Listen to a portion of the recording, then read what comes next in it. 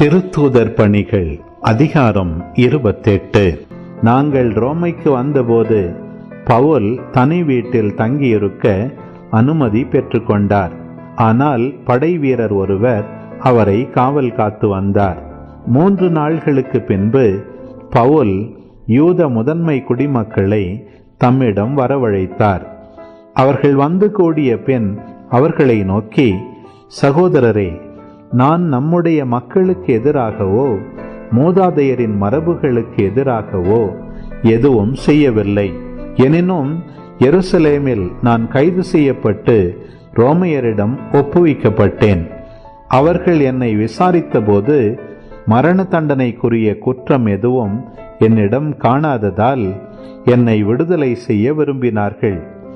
யூதர்கள் அதனை எதிர்த்து பேசிய போது நான், சீசரே என்னை விசாரிக்க வேண்டும் என்று கேட்க வேண்டிய கட்டாயத்துக்கு உள்ளானேன். ஆனால் என் இனத்தவர்க்கு எதிரான குற்றச்சாட்டு எதுவும் என்னிடம் இல்லை. இதனால்தான் நான் உங்களை கண்டு பேசுவதற்காக அழைத்தேன்.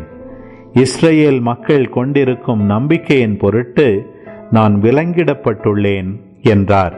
பவுல் அங்கு 2 ஆண்டுகள் முழுவதும் தாம் வாடகைக்கு எடுத்த வீட்டில் தங்கியிருந்தார். தம்மிடம் வந்த அனைவரையும் வரவேற்று இறையாட்சியை குறித்து பறைசாற்றி வந்தார். ஆண்டவர் இயேசு கிறிஸ்துவை பற்றி முழு துணிவோடு தடை ஏதுமின்றி கற்பித்துக் கொண்டிருந்தார்.